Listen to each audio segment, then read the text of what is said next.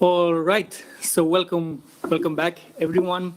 Welcome to the Connect University on Next Computing Paradigm, the HiPEAC Vision for 2024. As always, I'm Alex. I'm the host of Connect University, but I'm merely just starting things for our speakers today. With us, we have today the head of unit on E4 Internet of Things, Max Lemke, and our two speakers from the outside, Professor Koen de Bossere from University of Ghent and the HiPeAC coordinator, as well as Dr. Marc Duranton, CA France, as well HiPEAC Vision coordinator. So in terms of logistics, as always, the session will be recorded and you will be able to see the recording on the Digital EU YouTube channel. You will be able to find the slides on Futurium. If you want to share any insights on social media, please use the hashtag ConnectUniversity. And see you as well next week on our session on the state of the digital decade 2023. So without further ado, to get into the contents of today, Max, please, the floor is yours. Yes, good afternoon. So yes, you have already said I'm Max Lemke. I'm the head of unit of the Internet of Things unit, and at the same time also responsible for the coordination of our activities here in Connect on the digitalization in the mobility, transport, energy, and agriculture sectors. And that's also where quite a lot of computing is applied, at least on the embedded side. So maybe important to say, this project HiPeAC is delivering to us every 2 years, and since recently every year, its vision on computing. Yeah, this time called the Next Computing Paradigm. And we get that every 2 years, every year. Since quite a long time, there's an anniversary coming up in 2024, 20 years of HiPeAC. And I must say, I'm very proud that I have followed HiPeAC nearly from the beginning. And for large parts of HiPeAC in my different roles in the Commission, I have been the responsible person, I would say. At that time, still project officer, and then later as head of unit in different units. So I'm very proud of HiPeAC, that we started it and that we kept it very successful. So in HiPeAC, we see all major Europeans who have a vision and a say in the area of computing, in the research and innovation part involved in that project over the years. And today, we will see a broad vision of the compute continuum from HPC to embedded computing, which means at the edge, or even in the leaves of the Internet of Things. So it spans the full spectrum, and that's why it's also important for many units in the Commission, in DG Connect, but also beyond in the community. Clearly, you cannot say that everything is new every year. I mean, we will not get a fresh new vision every year, but it builds on each other. Sometimes there are new things coming in. Sometimes we focus a bit more. This year, I see we focus a bit more. Last year, I would like to say we had this, for us, very important vision structured around 6 races. The next web, AI, the new hardware paradigms like quantum computing, cybersecurity, sustainability, and sovereignty. Let me just point on 2 of them. Cybersecurity has become even more important, I would say, over the last year, in particular since the increase of cyber attacks after the Russian invasion of Ukraine. So it's extremely important.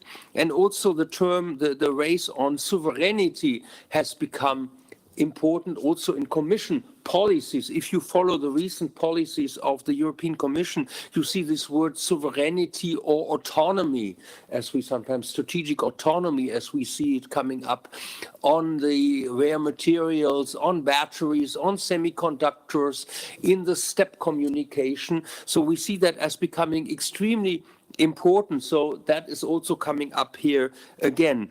I would also say that the open source paradigm, both for hardware and software, has become more important, in particular over last year. We, for example, saw that that industry is increasingly building on that. I saw that personally in my work with the automotive industry in the last year. So they build their collaboration horizontally and vertical, often on open source software, and in particular organizations like Eclipse have become very important, and I know you are also talking to them. So we have very many relevant communities that you bring together for this. You had a very fruitful ecosystem coordination meeting to which I've participated in part with all of these communities, and to get their input to your vision. I found that was very good. And just to tell you the spectrum, I just tell you finally who was there, and I think that already gives you an idea. There was the European Cybersecurity Organization, the joint undertaking ETP for HPC, so on HPC. There was a CHIPS joint undertaking looking at the hardware side, but also at the embedded systems software side. There was the Alliance for IoT Innovation. There was the AI Data Robotics Association, the Big Data Value Association, the Smart Networks and Services Joint Undertaking, Future Internetware, FIWare, Destination Earth, and also Eclipse present. So that gives you an idea of the broad spectrum of what is here addressed in computing. And I would now not talk any longer, but give the floor to Koen de Basser of the University of Ghent, who is the coordinator of the HiPEAC project since quite a long time. Koen. Okay.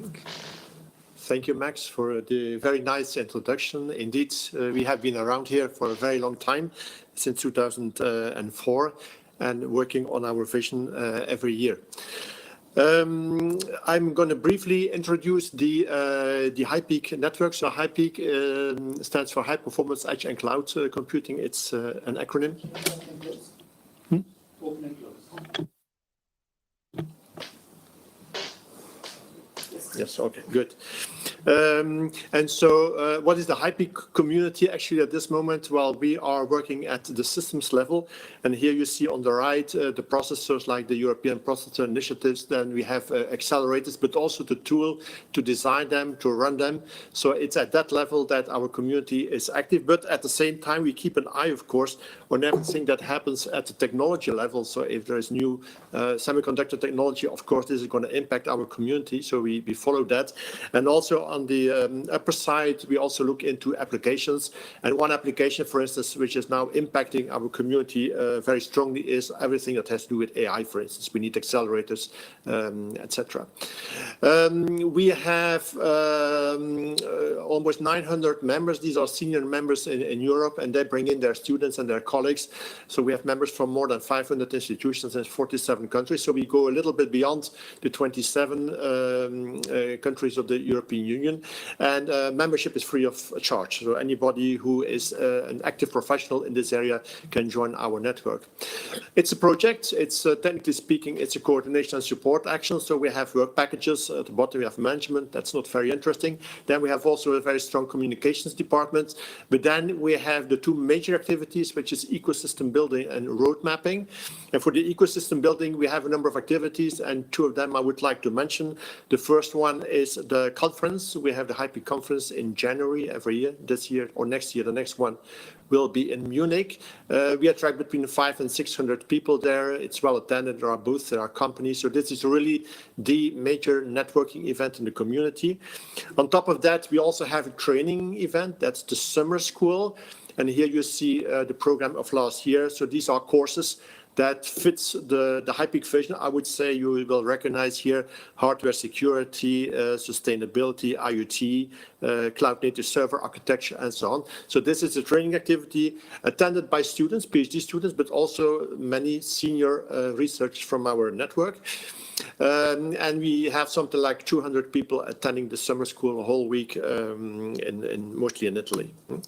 And then in order to support our community, we also have a jobs website. So we have open positions at the website. And as you can see here, the latest years, we have something like 1,000 open positions per year. That's 4 per working day. That's huge, which shows that there is a real war for talent at this moment in our community. And we hope, we want to support our members to find the talent that they need to do their business.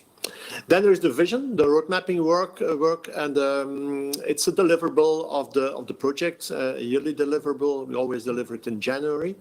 And today you will have a preview, actually, of the next vision, which will be officially published on paper in January. But we will do a preview of the contents before we send it to the printer to print it and to share it in the community.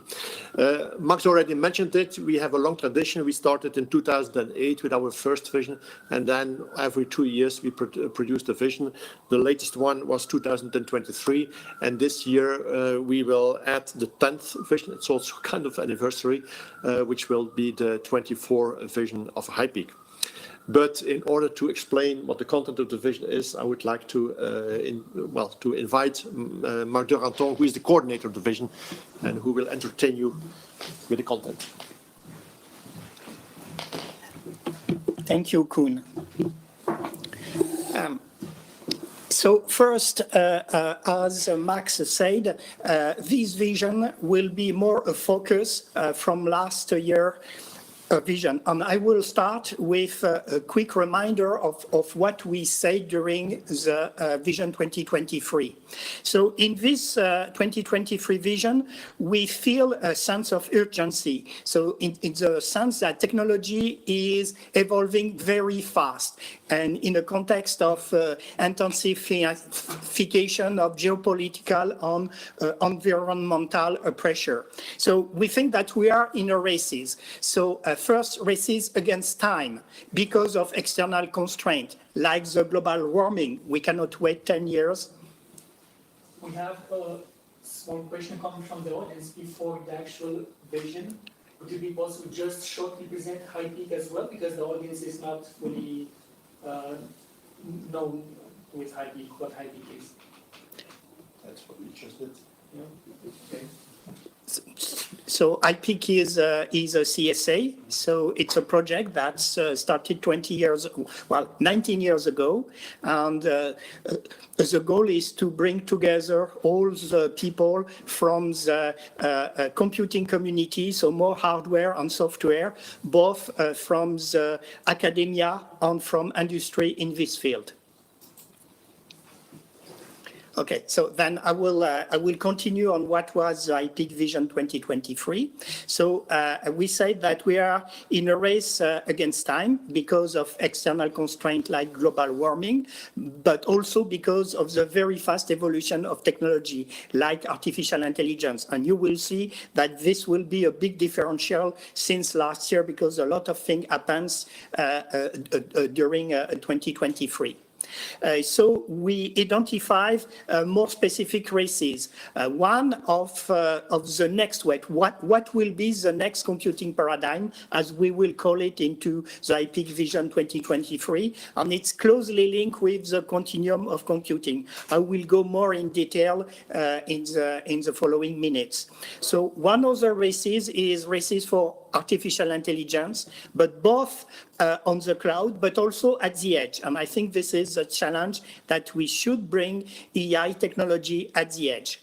And also a race for new hardware, including quantum computing, photonics, and things like that. Also, as Max clearly said, we are also in a race for cybersecurity and even cyber war, we should say, in some area. Also, race for sustainability.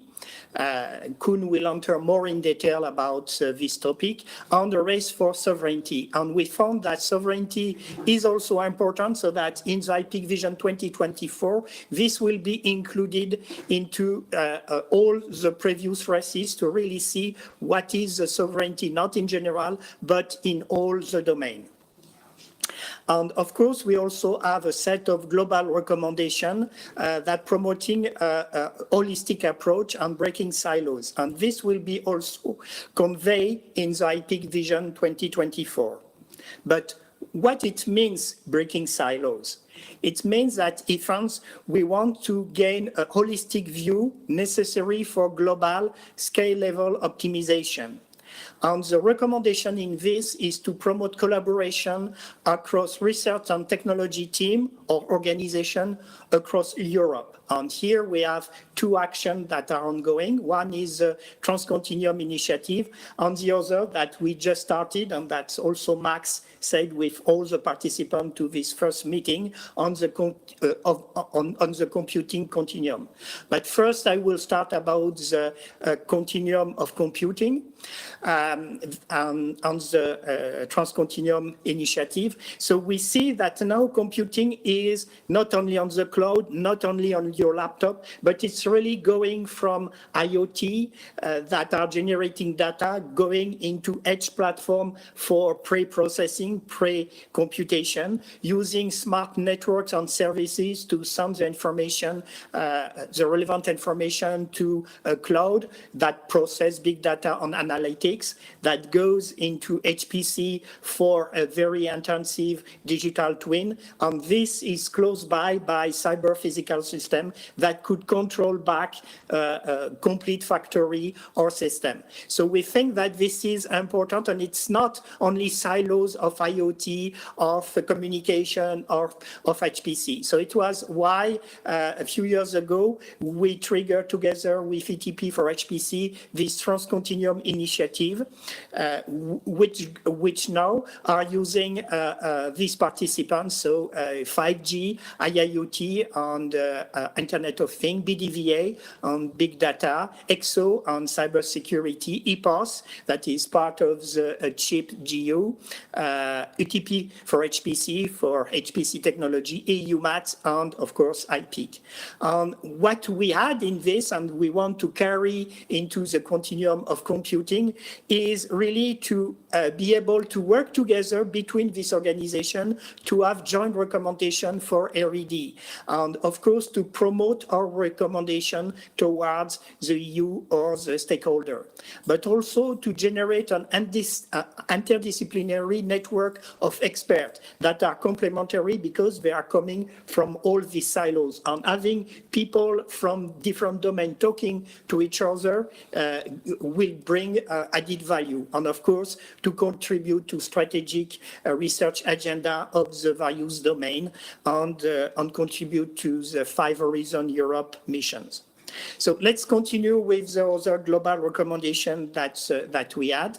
So the next one is indeed to launch cross-domain project call to create this synergy, and this could be done between all the organization on this area that we are doing. And also one point that seems to be important is establish cross-disciplinary European Competence Center, some kind of CERN-like organization. It could be physical, it could be virtual, but sharing the knowledge between various domains. And of course, promoting and leverage open source, both software, but also open source hardware. And also promoting the tool that could work cross-disciplinary and in these multidimensional challenges. So, for example, a digital twin is some example, because in some companies, it's how people from various fields to communicate together. But also we can use artificial intelligence to be a helper to help to coordinate all this. And I take here an example. The hardware for the top 500 in HPC is very efficient on a benchmark, but on real application, you see that it's a few percentage of their full capacity that are usable in real application, because we need perhaps to have more this global coordination between all the domain. And of course, also one topic that we want to develop intelligent and trustworthy runtime orchestrator that could allow to manage this, but I will go more in detail because they are at the core of the next computing paradigm that we call the NCP. So this was the global recommendation.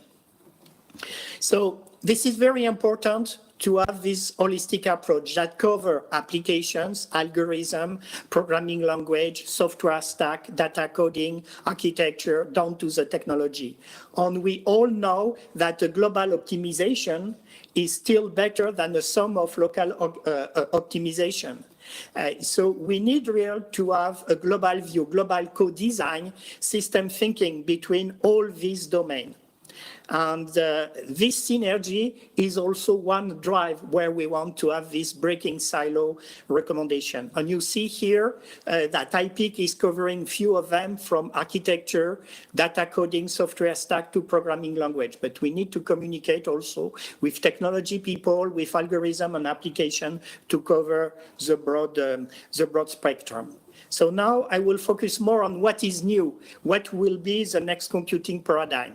So as we introduce, this Vision 2024 will be more a focused document, and we want to see all the races of the 2023 vision through the lenses of this next computing paradigm that we call previously Next Web.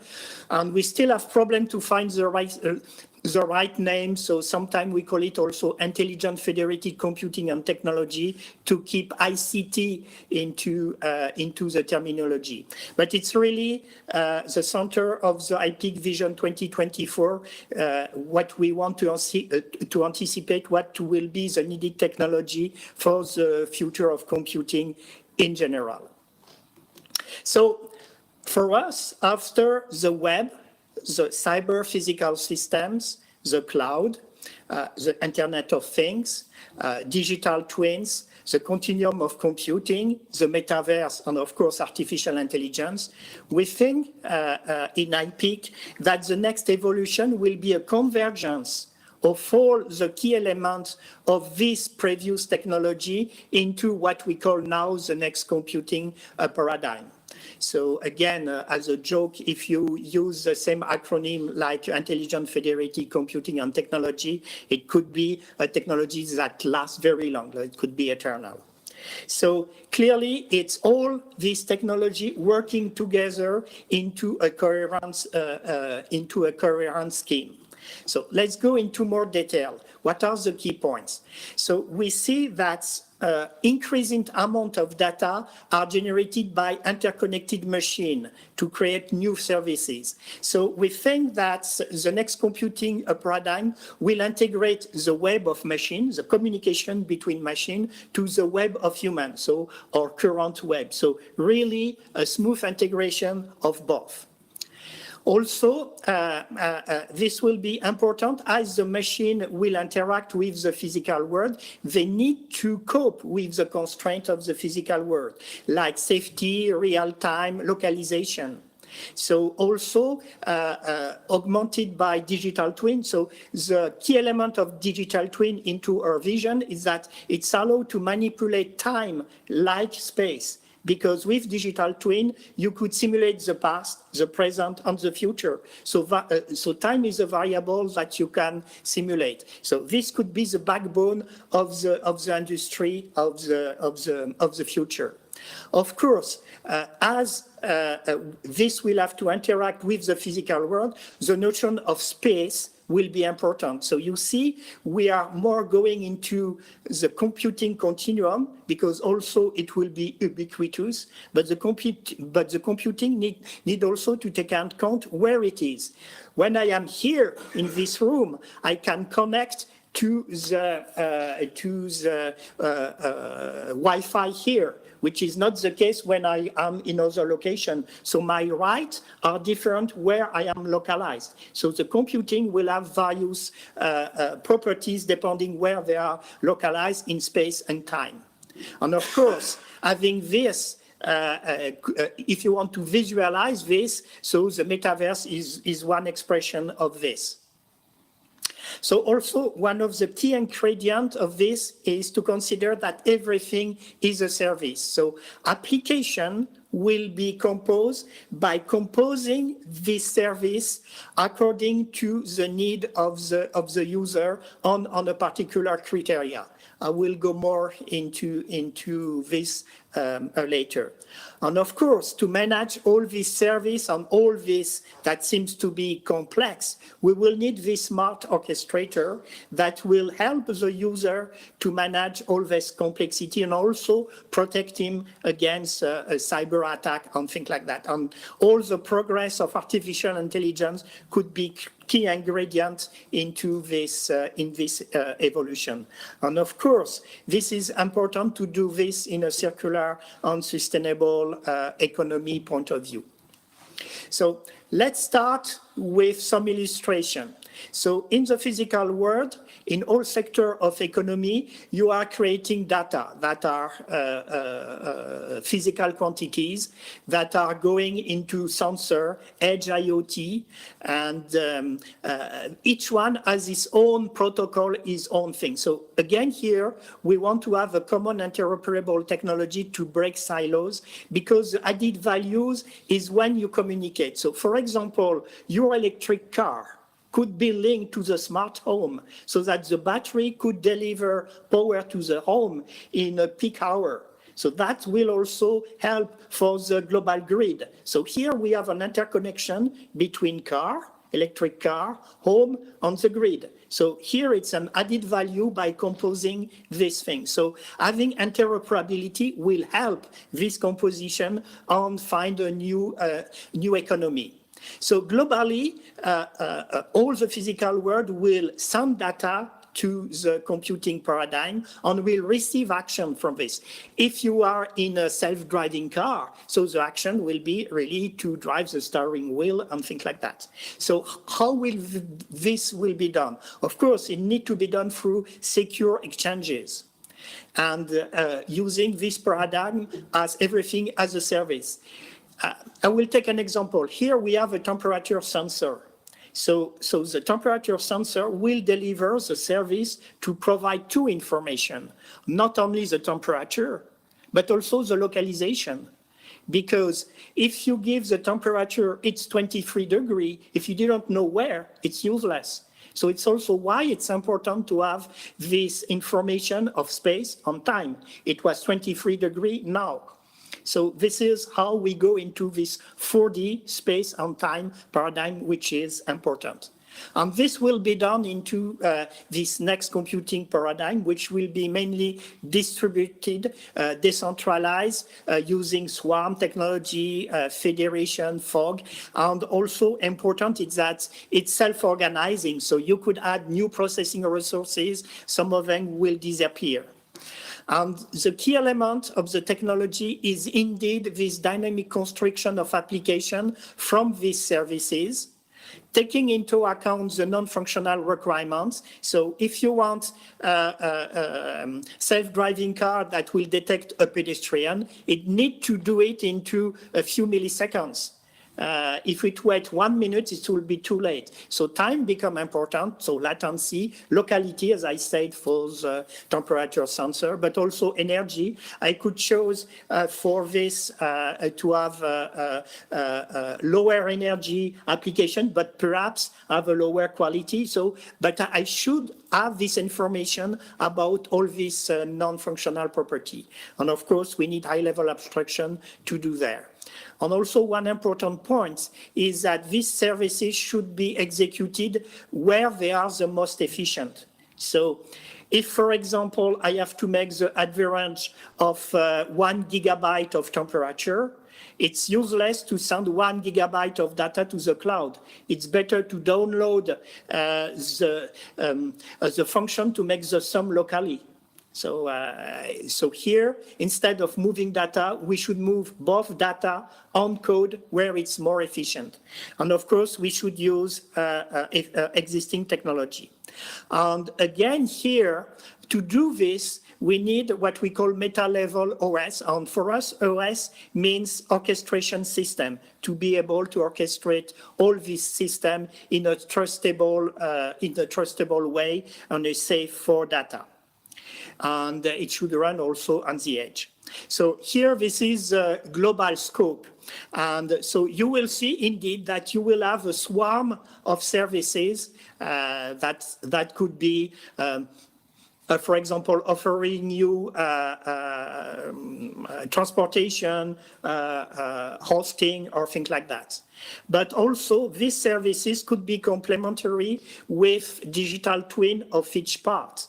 And the key element is that we should have exactly the same kind of interface between the real world and the digital twin, so that we could really be able to have this intermixed between the simulation, digital twin, the forecast that could be done with digital twin, this building of services. If I am a building of a factory, I need to build a digital twin of robots, of various manufacturers, of objects that will be building and things like that. So we need all this interoperability on all these standards.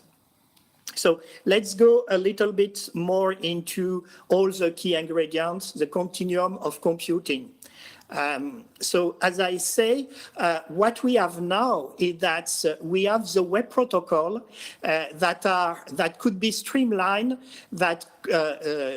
for all kind of compute devices. So they could use similar kind of protocol to unite the cloud and the edge. So that's allowed to have a unified kind of communication. We need also, as I say, to weave together the web of human with the web of machine, and to move the code where it's more appropriate. And the web of machine, of course, we get information from the physical world. As I previously said, need to cope with their constraint like time latency. So this is very important. And this is a link to the second part, linked to large-scale safety critical system. So real-world constraints like safety and latency need to be considered. And this is a little bit new. Of course, this was done in CPS system, but now we want to have it supported by the complete kind of system. And the problem is that now in my computer, well, time is abstracted. If I program in Python, Java, whatever, I have no way to express time as a function to the program. I could only express what the program should do, and not when it should deliver the function, or what is the latency to process it. Same, most of the processors are doing the average performance, what they could do best, but not guaranteed performance. So you could have latency, so this rolling wheel in Apple, or waiting for things. So users are dependent on the time imposed by the system, but when you link it with real world constraint, so then that should be the opposite. The computing continuum should cope with the constraints of the real world. So, of course, some other non-functional constraint, like energy, is also out of scope. When you write a program, you have no way to say what it will consume. But there are options here to know, well, if I place my data here, it will consume less data, but now it's not present. So, again, interaction with the external world is second priority in current programming language and system. So it is all these things that need research and need to be added in the system. So next one is a spatial web. Well, I already gave you on spatial web. It's not only the name that Apple took, but it's really taking the 4D, so the time and space, into consideration. And here there are actions like the a junction of IEEE Standard Association with the Spatial Web Foundation that try to promote a standard in the working group 2874. They try to develop two things. First, the hyperspatial modeling language that encodes the property of physical objects like location, the timing, the activities into the modeling language. So that's allow multimodal modeling of knowledge amongst machine and human, because this could be also used to modelize human activity and could be readable by humans. So it's like HTML, but for the spatial web. And you have the equivalent, the HSTP, the hyperspatial transport protocol that allow this interaction between objects that are on various locations in space and on time. So again, here I can say that the car that is in a street in Brussels didn't have the property of the same property as if it's in a street in UK, in London. It should write on the other side of the road, for example. But here it says that the functionality should be different on the localization. So you need, for example, to have this kind of function. And of course, everything as a service. So this is really the base of this. And it's also on the link of the H2 cloud compute continuum. And here we already have application like a REST API that allow a service provider to agnostically contribute with their service to the global application. And we go one step further, is that each node could be both a service provider or an application requiring a service. So this could even be done into smaller node. And of course, here, and it's a link to the next one, artificial intelligence could help to construct dynamically this ad hoc composition of services to make an application. And that's the last part, what we call the guardian angel in the previous version. This is the smart orchestrator that composes service to help user or industry. And we are not the only one pushing this. You see that Bill Gates say these personal digital agents that can perform certain tasks for people will be the next big thing. And also, Yann Lequin say that this AI-based personal assistant to help us is also a key ingredient of the future, but it needs to be well intentioned, not a trade, and we have to trust them. So it's already what we promote. So I will not go into more detail, but for the specialists, we already have some more detail on how we can make this as a service plane, what kind of protocol we can do by extending the spatial web protocol for this everything as a service, and building this smart orchestrator that is composed of two blocks, one which is really making this smart cyber orchestration of the services, augmented by artificial intelligence for having a natural interface with the user. Even recently, we can think that finding the best services could even be done by LLM, large language model, because we see this happening now more and more. So we see that our dream of this intelligent federated assistant is not so far in terms of realization if we bring together all the technology together. So what are our recommendations in this field? Of course, the first one is to work in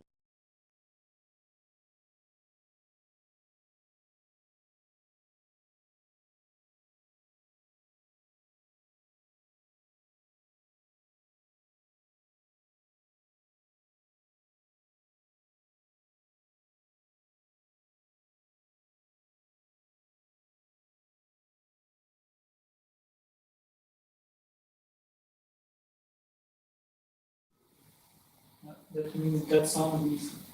Okay. Okay, so yeah, for the recommendation for this part, we need to work into this spatial and time-aware computing. So working on this standard, merging with existing technology like REST, like a protocol, and augmenting them with the guarantee this delivery of information. Of course, when you have this everything as a service, you are making some kind of contract with the service provider. So how to add this contract-based specification that could allow this nested composition on interoperability. So here, the web assembly technology is the first thing. Also using a sandbox for moving the computation where it's needed. So clearly allowing for the smart orchestrator to find what are the best balance between privacy, latency, data freshness, energy requirement, and so on. And of course, we need to have this composition of hardware resources that could be CPS-like or Swarm-like to have this opportunistic dynamic aggregation of compute node depending on the requirements that are 3D enabled to really fit with the need of the system. So this will need a high-level abstraction standard that are some actions that are ongoing in this topic with a collaboration with US in this field.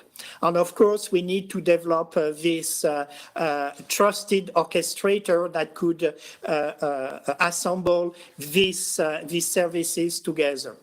And of course, to make it viable for industry or for user, we need to show that this is really compelling for business and for application. So we need to have a compelling business and application use case to promote this. And we think that it should be like the web technology. It should be non-proprietary so that everybody could contribute with his technology into this next computing paradigm. So as a summary, so we move from cloud computing where everything is centralized to more intelligent cyber physical system where we are now with this software defined vehicle where a car could communicate to the infrastructure and things like that, for example, to this next computing paradigm, which is more distributed on using cooperation of a system.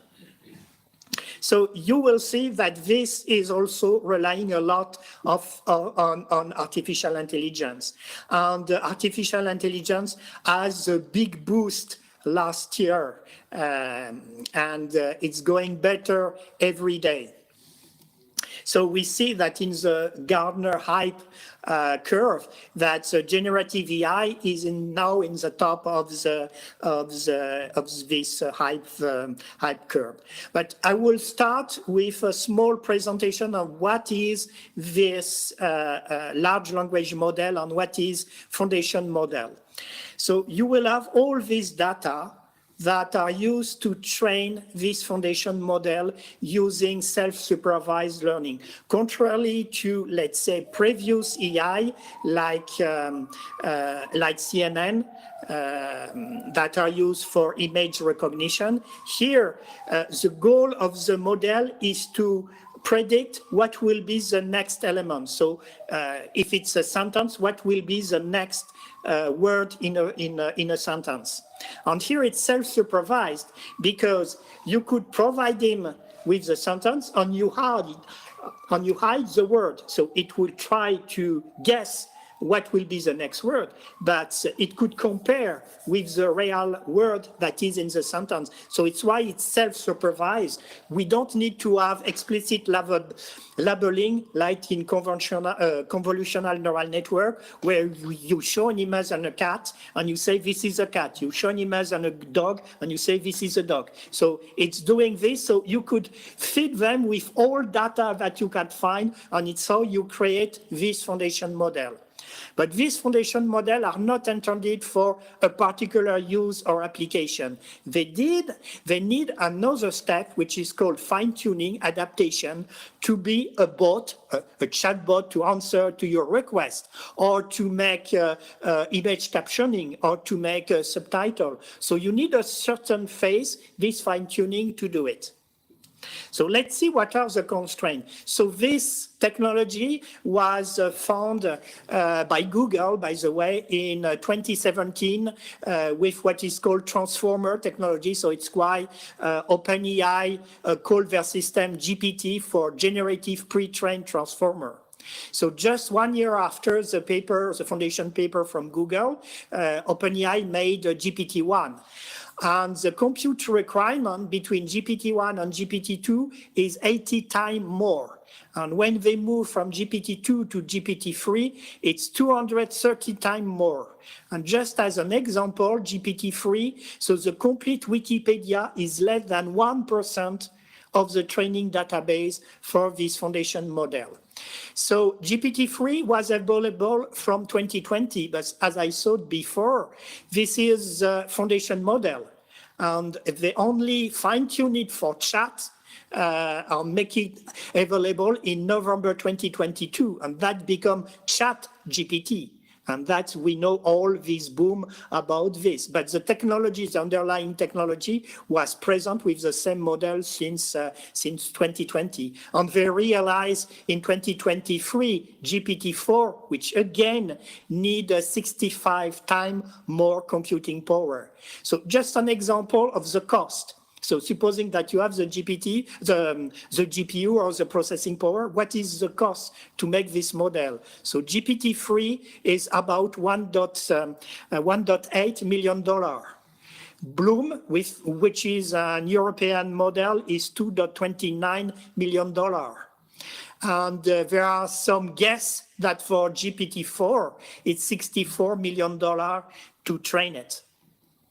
And of course, this has a large ecological impact. So perhaps you were aware of the paper of MIT in 2020 that's saying that GPT-3 has the same impact as a 7 car during all their lifetime, including fuel. But this is also evolving very rapidly because in 2022, Opt has the same performance, but with only 1/7 of the impact of GPT-3.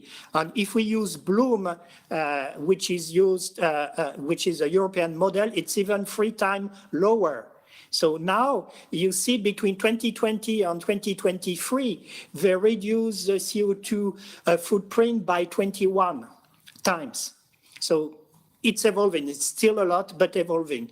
Few words about Bloom, because it's a European model. It's open source. It's more than 1,000 researchers that were training it before the boom of GPT-3. It was trained on March and July 2022. And it was trained on a supercomputer in France. So it was why it has a low CO2 impact, because the electricity is mainly nuclear. And also this supercomputer is using the heat generated for heating the campus housing. So it's why it's globally decreasing this. But you say it takes 180 days onto 384 GPU to do it. So they also have a fine-tuned model as a chat called BloomZ. But what was the main impact was in February 2023, where Meta give to researchers access to their foundation model called Llama. And of course, some of the researchers put it on the web, so the model leaked a few days after. And this basic model, so the team at Stanford allowed to find a solution to fine-tune them for a very low cost, $600. And with the leaking models that drive to a full ecosystem of derived model with fine-tuning. So some of them, of course, tuned for particular languages, for particular application, and so on. And of course, Meta in July make their Llama 2. That's now is totally available, both for free for research and commercial use. And this, just to give you an example, this is a Llama 2 model where I ask on Mac Mini, so you see a small computer that I have at home, and it was consuming 21 watts, and I asked him to write a program on Python to list the prime number between 20 and 30. So this is the code this is a real-time code that it's generating. So you see it's as fast as GPT 3.5. It's generating the code. So the code is correct. I tested it, and it even gives explanation on how the code works. So you could see now that you could run it into your home computer.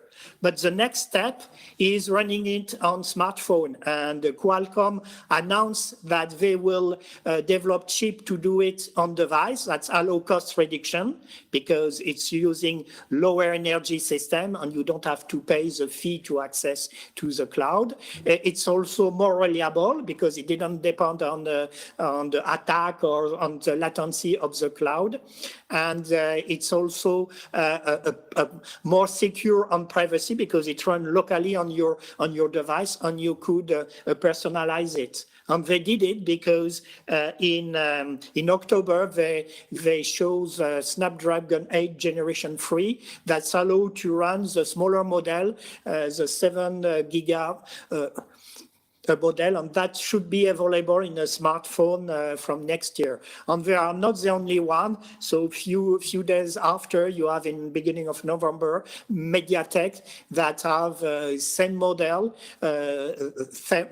similar chip that could run also 7 billion, but even more with compression. And at similar time speed that I showed you previously. And they also allow to make this fine-tuning on the device itself. So you could customize your foundation model into your system. What is the quality of this small model compared to the big ChatGPT, at least ChatGPT 3.5? And we could see that derived model from, in this case, Mistral, are comparable in some benchmark to the big model that are 25 more bigger. So that means that we could use artificial intelligence into this small orchestrator that could run on edge device. And just these two examples that seems to be today at the top of the performance for small model are all fine-tuned version of the Mistral model. And Mistral is European because it was done by a French startup, Mistral.ai. So Europe is not out of this game. And also, you could see announcement from UK company Stability that they will also try to promote free smaller model for a smart device. So you could see here that by optimizing the software, going into adequate code, and also going into GPU on specialized hardware, you could really gain performance. And here, this is an example from how running the code of this transformer used for language translation into the CPU to fully optimize with the algorithms, the hardware, the dedicated accelerator. You could gain a factor 810, so nearly 3 orders of magnitude into efficiency. So that means that this big model will run into edge AI in the future, making our smart orchestrator running at the edge a possibility.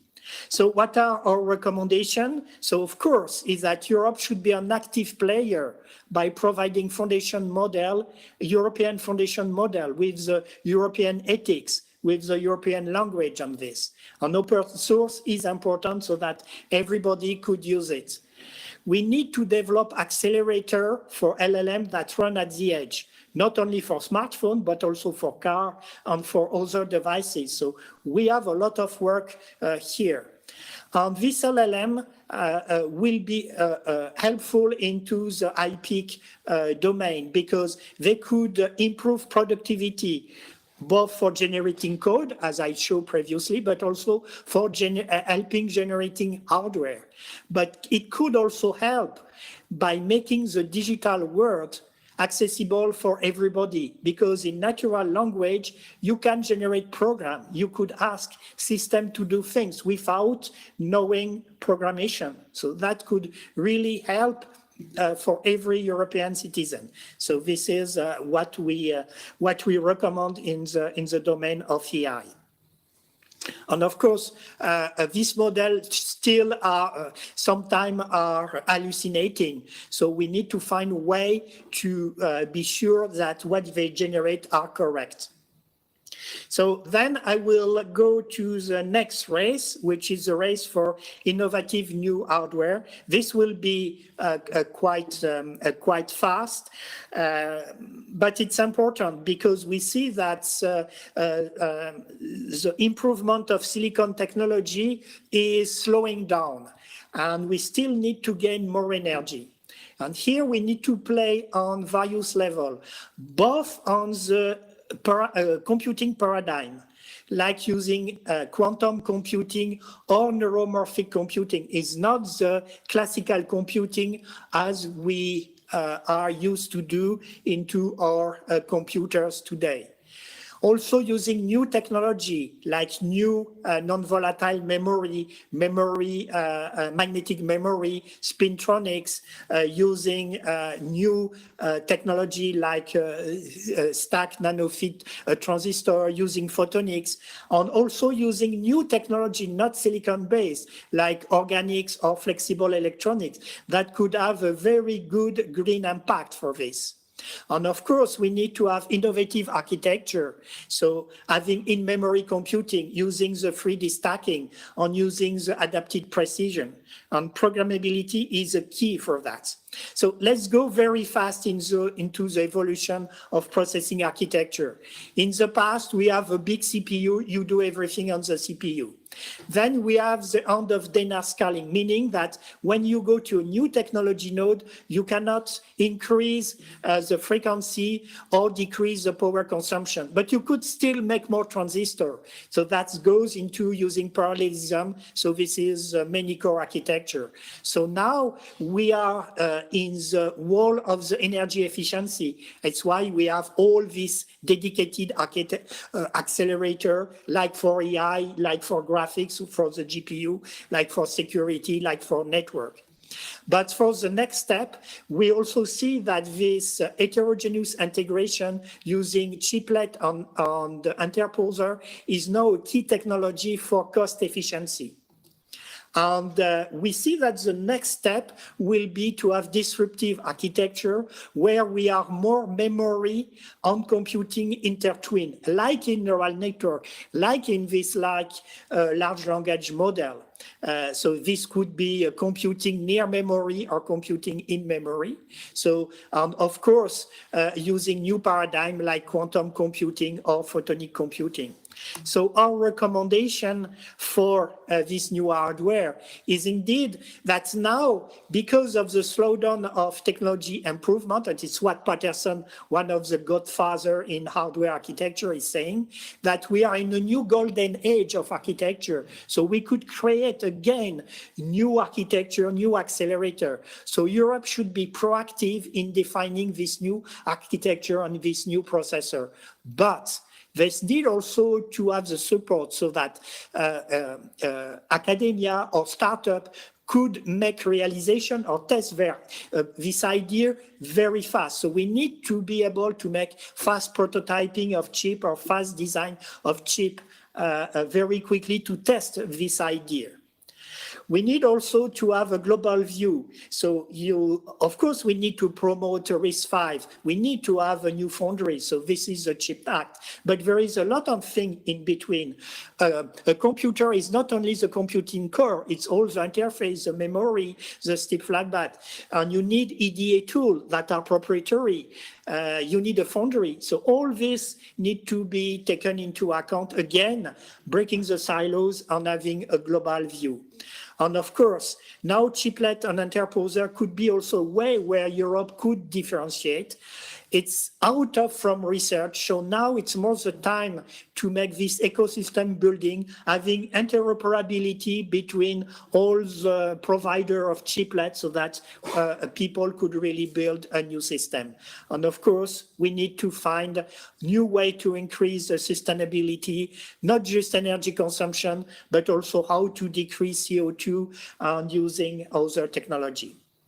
So now I will give the floor to Koen to talk about the race for cybersecurity.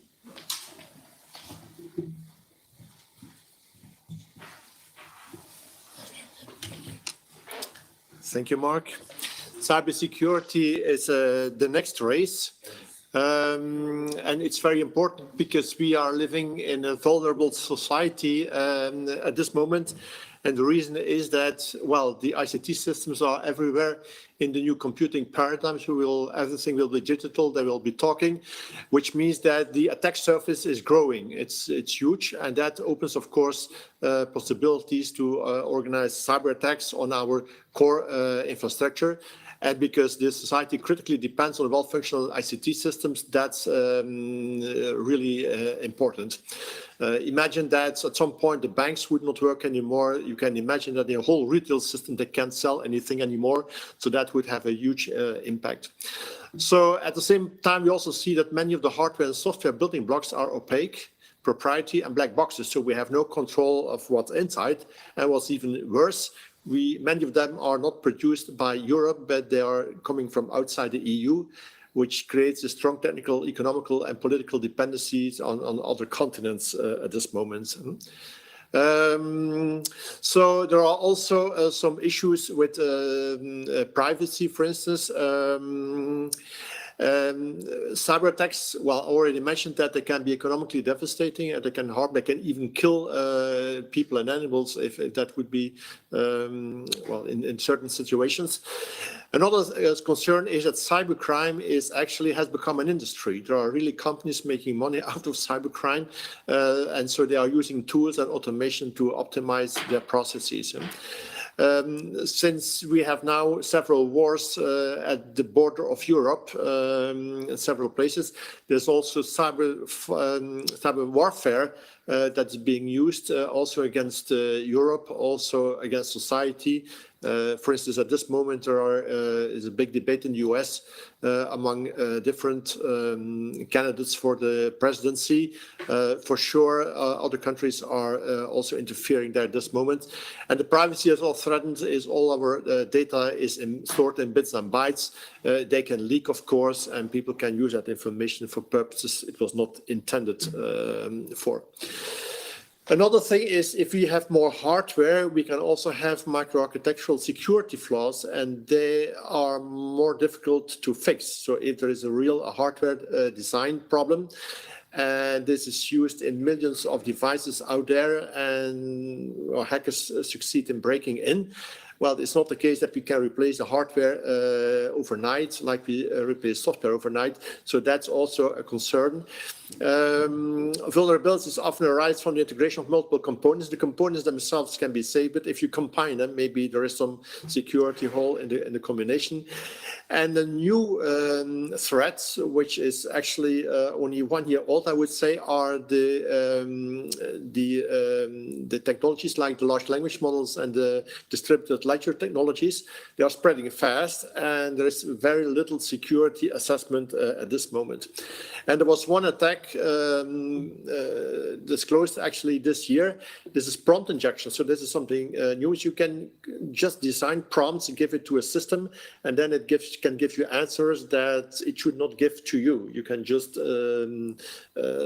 confuse it a little bit because the LLMs are, if you ask questions like how can I kill somebody or whatever, or how can I make a nuclear weapon, it will not give you the answer, but you can trick the system in giving you the answer via asking indirect questions and so on. So this is a new kind of attack we have to protect against.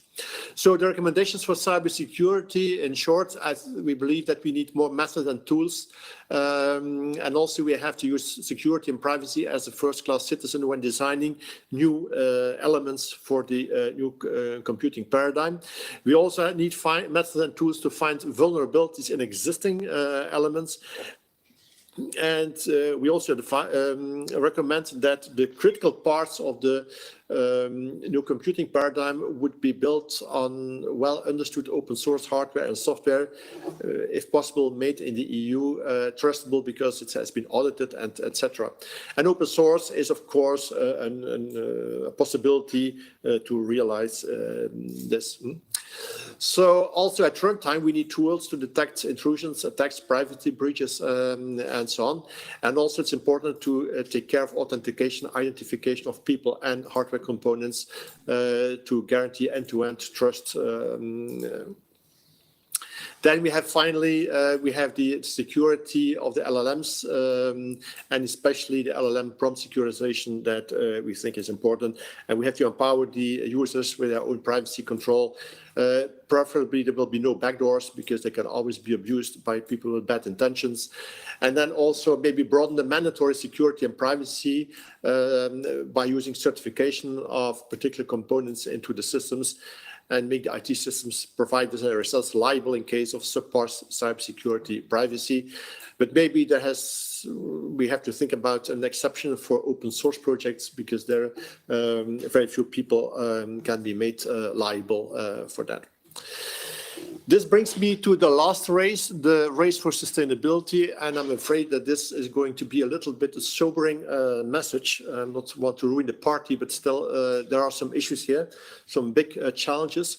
So here we have the race for sustainability, and here you see an announcement for the latest HiPhone 15 that can also, but you can also have a completely refurbished one, which can even make phone calls. And I'm going to start in a little bit surprising way. This is concrete, which is being poured. And concrete is made from cement, and cement has a very large carbon footprint. Now, if you look at the carbon footprint of 1 kilogram of concrete, it is 180 grams, which is 1/6 of the weight of the concrete, which is not too bad. If you also need steel to build buildings, and steel has a carbon footprint of 1.85 kilogram per kilogram of steel. So the carbon footprint expressed in weight is higher than the weight of the steel itself. If you go to another material, which we all know and use, is plastic. And here you see that you have a carbon footprint of 1.5 to 6 kilogram of plastic. Obviously, when we have this kind of cups, there's not a lot of weight in the cup, so that's still okay. Another product that we are using regularly is meat, and beef has a notoriously high carbon footprint. It is, in this case, 1 kilogram of beef is 99 kilogram of CO2. That's almost 100 times bigger than the weight of the beef. And then it becomes interesting. This is the iPhone 15, not the HiPhone, but the iPhone 15. It weighs 171 grams. And it has an emission of 52 kilograms of CO2. So if we compute this per kilogram of iPhone, it's 310 kilograms of CO2. So this small device actually produces much more emissions, CO2 emissions, than the weight of the device itself, 310 times more. Now, the question is, what are these emissions? Well, I already mentioned that 53 kilograms of CO2 we call it the embodied emissions. This is the emissions that happen in order to produce the product. And the reason is we need 60 minerals. They are mined all over the world. They are refined all over the world. They are shipped to a fab where they are integrated in a chip.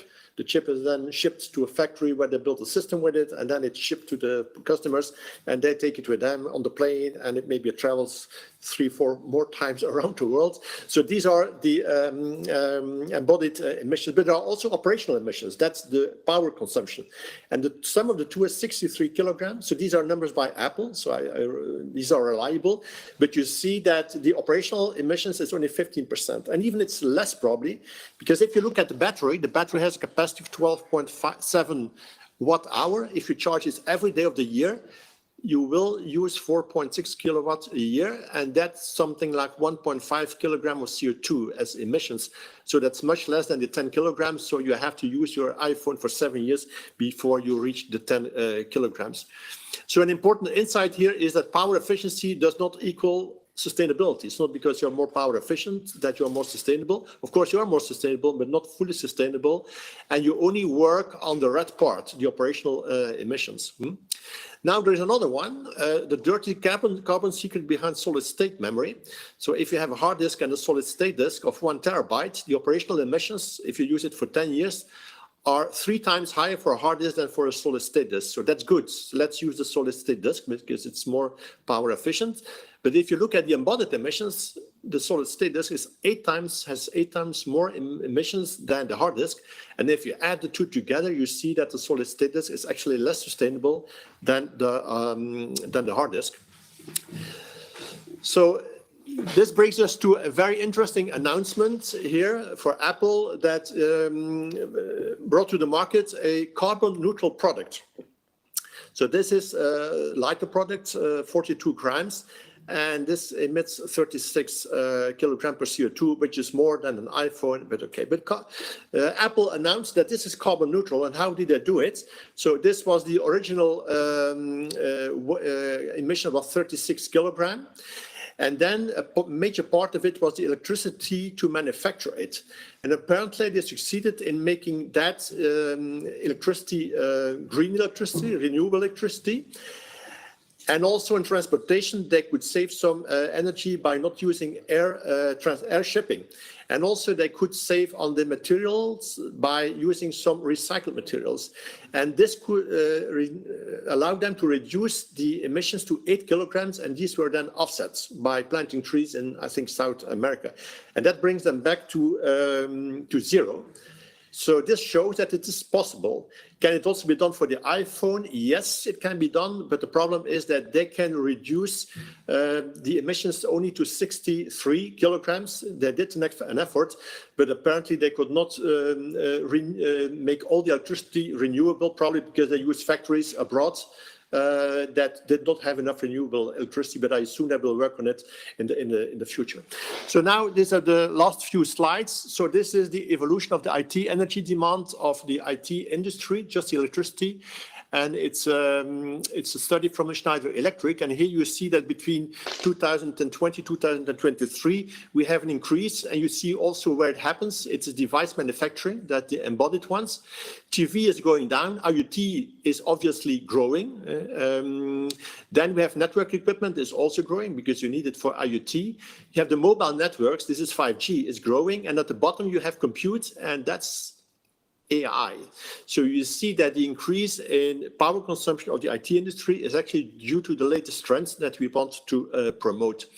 Now, if there would not be optimization between now and 2030, the emissions would be very high.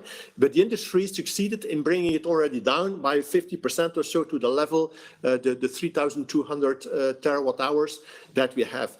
But actually, officially, we should actually reduce the emissions of 2020 by 50%, which means that we have to go much lower. And that's, of course, a very big challenge. Now, the question is, some people say, well, but that's okay for us because we have something called enablement, which means that the benefits, the sustainability benefits will be realized in other sectors.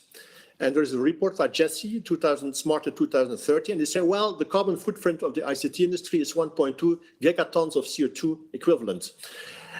But it could save a multiple of that in other industries, like in transportation. So which means that the net carbon footprint is the difference between the two, and it's negative. So then they say, well, actually, ICT is carbon negative.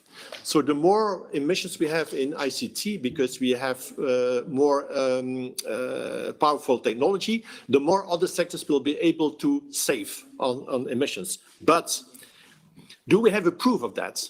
Well, the numbers show this. This is Moore's law. And so this is 45, the ENIAC, and since then we have the exponential increase, which is a proxy for the performance. And then if you look at the emissions since then, you see that the emissions started growing very strongly at that point. Now, there's correlation, but that doesn't mean that there's also there's a causal relationship between the two. But if you look at this, in 1985, I bought my first desktop computer. I paid 2,000 euro, and that's time. Today, that would be 5,700 euro. And that's enough to buy my family of four a laptop, a tablet, a smartphone, and a watch each. So, of course, the emissions of all that is much bigger than the emissions of the single desktop computer in 85.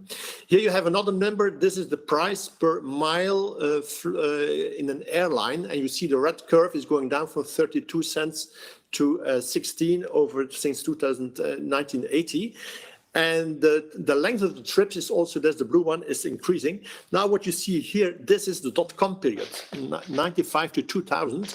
And you see that actually the trips became longer in that period because that was also the start of globalization. And after the bubble was bursting, the airline industry started to lower the prices, mostly by reducing the services during the flights.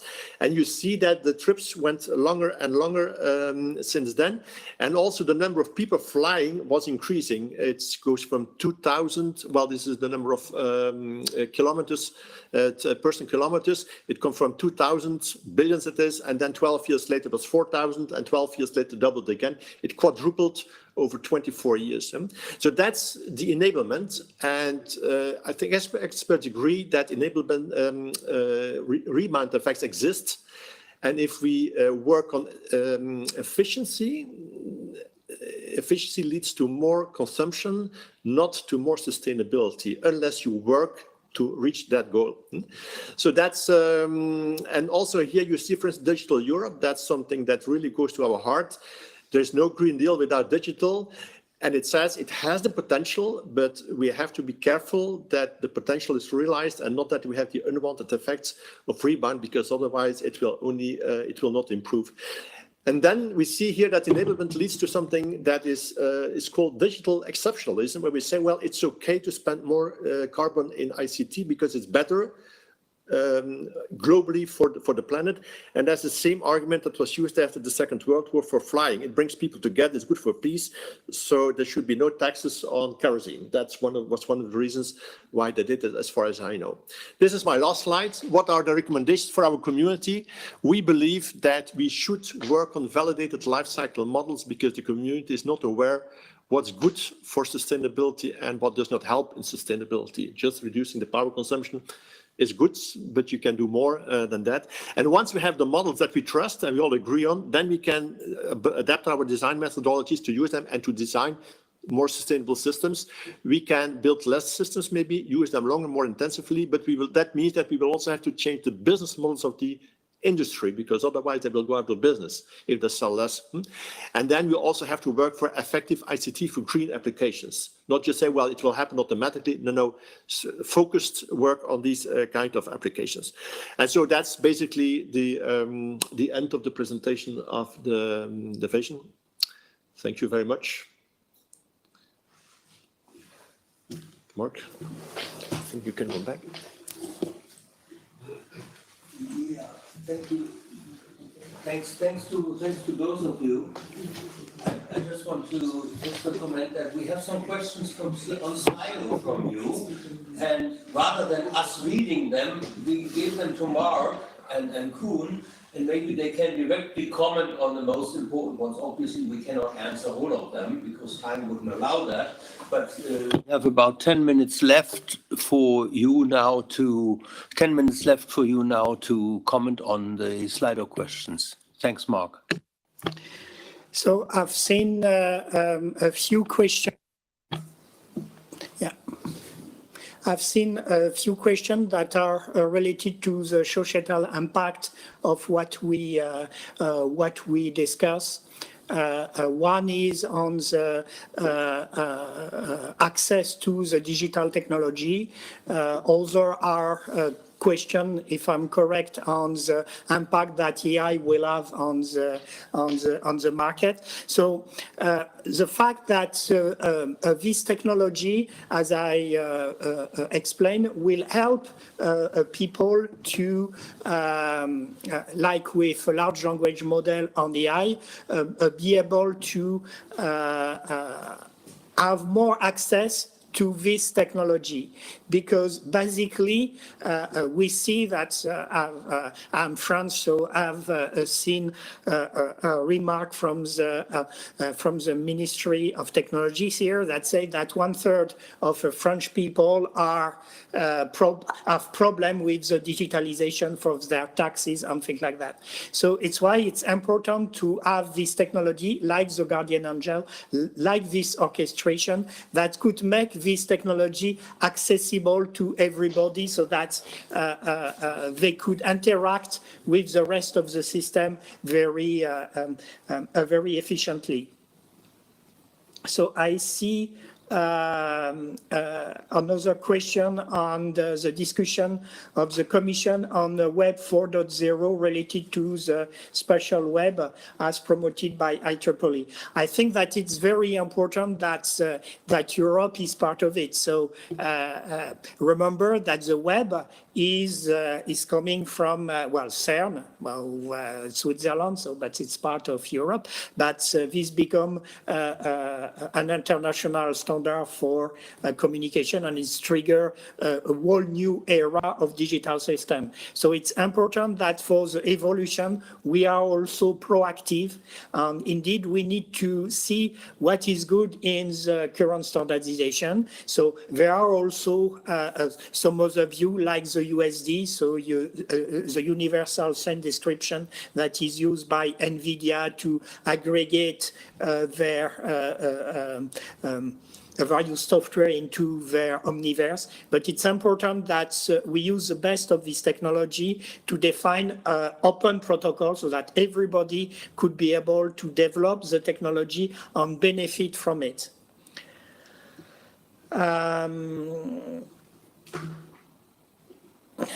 Let's say, no, spatial NCP is not a synonym for quantum computing. So it's still classical computing, except that it could be using the technology of artificial intelligence in top of it. I see one other question. Do you have any idea on the impact of job market? Yes, we have. It will be in the documents. And the main problem is that, as we see that we are in a race, the problem is that the new technology are going very fast and faster than education and adaptation of people. So in the long term, it might not be too critical because there will be creation of the new job, but in the intermediate phase, it might be indeed a problem. So in which race is the EU leading right now? I think in the societal way, Europe is quite leading because we have the Privacy Act. We have all the EI Act that it's just negotiating. So I think at least on the good use for the human being of this technology, I think that we are leading here.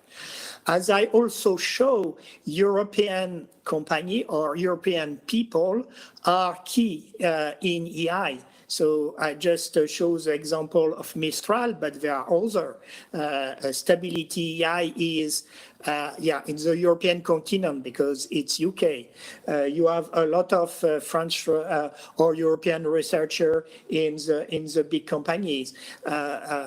We are starting having this open source model. So we are not leading, that's true, but we are not far behind. So it's time to react, and it's one of the purpose of this vision indeed, so that people say, okay, now we need to react to be still in the race and even leading in some race. So we talk about chiplet and interposer. It could be a way where Europe could also be leading.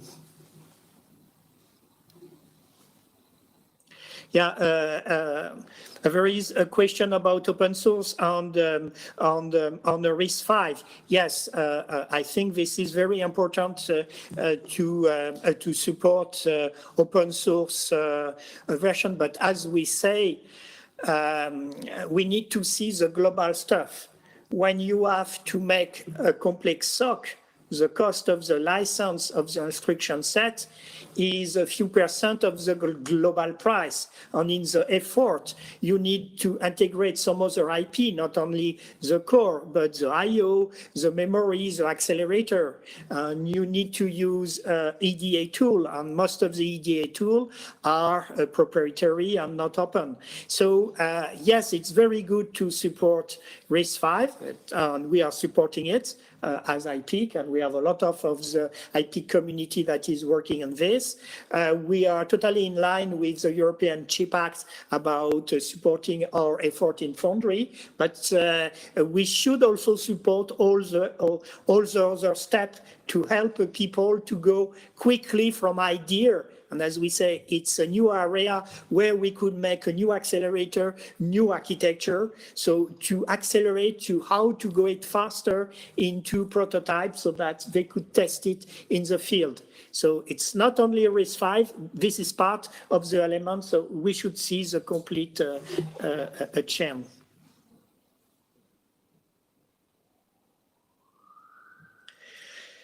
Yeah, how do embedded system and smart lighting technology fit into a new computing paradigm of HiPeak? So in the new computing paradigm, you see it's covered both the edge or the extreme edge. And you have protocol like Matter that are the first step into this interoperability of the system. But indeed, when you have a smart bulb, it's offering the service of providing a color or light with a particular color, a particular intensity in a particular location. So this is totally in line with the 4D paradigm that we want to promote. And indeed, what we say is not starting from a blank page, but indeed relying on existing protocols. So Matter could be one of them. Like we say, also we should use other HTTP protocol, and perhaps the new one like the spatial web or other protocols. Yeah, thanks, Mark, for answering some questions. Maybe, Kuhn, you want to pick one or two as well? Yes. Let me see.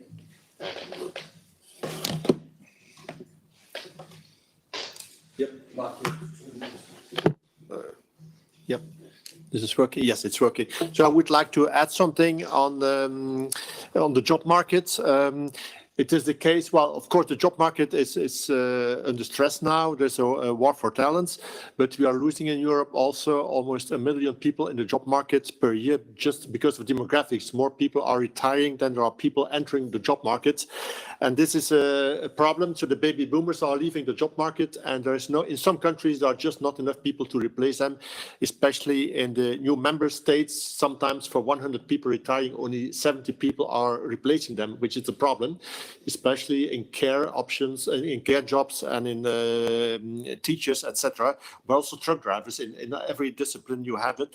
And so more automation is actually helping these societies to survive, because if you don't have medical doctors anymore, you have a problem. So that was one thing. Another thing that Europe is very good at is, I think, basic research. We have very good universities, very good research institutes, but we are not so good in bringing these innovations to the markets compared to the US. If you look at the venture capital that we have in Europe, and that's a bit of a pity, because we design the technology and then eventually other countries, other continents are making money out of it. So we should maybe try to become more entrepreneurial and to create our own businesses and try to sell them all over the world. I think we can do this, but we should also do it. Turn off. Yeah, so, well, thank you very much for this interesting session, for your presentations. Thanks for the audience for your questions. And we try to answer some of them, but the HiPeAC Vision doesn't end here, because on the HiPeAC conference, you will get the final version of it. There will be a discussion at the HiPeAC conference on the HiPeAC Vision. So then it's the time again to link up with the authors, who are not just the two around the table, but there's a whole community behind it of authors. So then you have another opportunity. I think I found it very good that you took into account new trends like the large language models. We wouldn't have talked about it that much last year already. So you think things are moving. Also, a lot of these issues on sustainability, at least for me, were new. They were not as visible before. So really your roadmap has a lot of new dimensions now. So, and the one on entrepreneurship, Kuhn, yes, we are facing that, I would say, since decades. So that's an reoccurring one, but all the time valid. And so thank you very much for all of you for listening.